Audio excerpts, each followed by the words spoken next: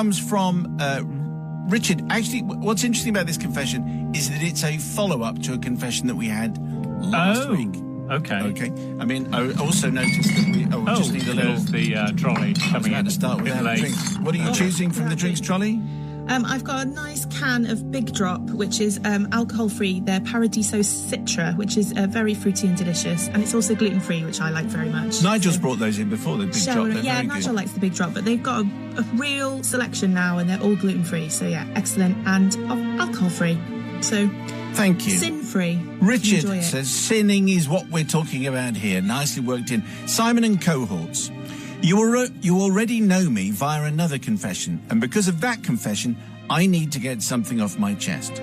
I have been a lifetime fan of Manchester United. I live, breathe, and sleep the Red Devils. We had a good weekend, and are considerably better than Liverpool or Spurs for that matter. Okay. Lack of forgiveness, a guarantee. If you haven't guessed yet, my name is Richard, in inverted commas. In other words, it's not Richard. No. And my best friend is known on your show as Kevin. He is the guy who got a wheelchair from Bobby Charlton, but was all grumpy and everything because Sir Bobby made a joke about his beloved Newcastle United. You remember that? I do remember that, yeah. Sulky. Exactly. Well, how petulant he was, says Richard. You'll remember that my hero was and still is Sir Bobby Charlton. So when I heard that my friend, this is back in the day, was going to be presented with a wheelchair by the living legend, Sir Bobby, I had to get his autograph. This, Richard said he would do, but as your listeners heard last week, he'd been in such a strop because of that joke, he did not feel he could ask Sir Bobby for a signature. So to escape this embarrassing position, he faked Bobby Charlton's signature, a sin for which he should probably go to the tower, and then he gave it to me.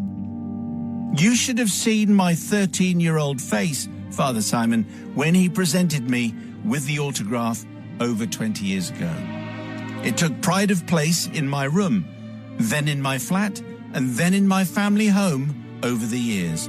Literally, everyone who visited anywhere that I lived was shown this fabulous souvenir. I even had it framed and had it mounted rather expensively, I have to say. I mean, Sir Bobby never allowed half measures, did he?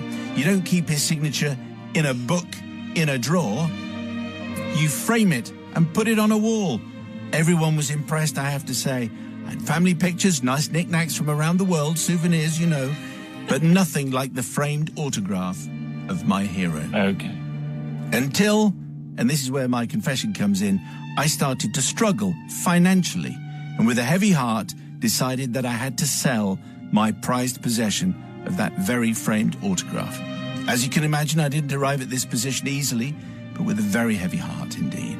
It was like selling a holy relic, or the bones of your grandfather. What? No, I don't think that we've never done that. That bit doesn't work. I don't think bones of your grandfather would get anything at all. Anyway, like selling a holy relic, I understand that. Desperate times, Father Simon, desperate measures. I managed to sell the autograph for over £50, and it helped me pay for food that month. Doesn't sound like a lot now, but at the time, it was a great deal. I had swapped Bobby for some chicken, a few pies, milk, a few vegetables and fruit, because that is what Sir Bobby would have wanted. No fags or booze, as that would have been very disrespectful. This played on my mind for years. When I finally started to be slightly more financially secure, the guilt got so much, I paid over £85, that's £85, to get another framed Bobby Charlton autograph in order to replace it so that Kevin didn't know that I'd sold it in the first place. So, thank you, Kevin. I now own a genuine copy of the autograph, and you are exposed as a forger, and your fake now hangs in someone else's home. Another collector thinks he has a Bobby Charlton original when he doesn't. But don't worry, I forgive you. Our 30 years of friendship is too much to give up for a measly fake autograph. But the question is, does the Holy Trinity forgive me? And who committed the worst sin? Was it me or was it Kevin? Which is a very, very interesting idea. I'm not quite sure if we can measure one against the other. But anyway, interesting to get a PS, which also contains another confession. It's part 2 of the Bobby Charlton confession. Sister Susie, what do you say?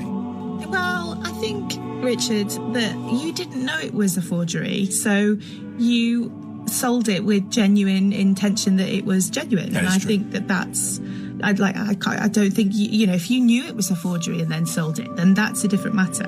However, yeah, I just still don't forgive Kevin from last week, because now another person is sitting at home thinking they've got a genuine Bobby Charlton signed photograph and they don't. So, yeah, I'm going to forgive Richard because I don't think he did anything wrong. Okay, brother from another gutter. It truly is, it's an ecumenical dilemma, this one, isn't it? Where someone has been wronged and then does something where they are wronging someone else, and who really is to blame? Which of us can possibly cast the first stone there? And I would say, I mean, he's 35 quid down on the deal, isn't he? Because he sold it for 50 quid and then bought another one for 85 quid. So I think he's learned his lesson, and they're all still friends. So in a way, aren't we all the winners, in a way? Are we? Apart from Manchester United, who not won.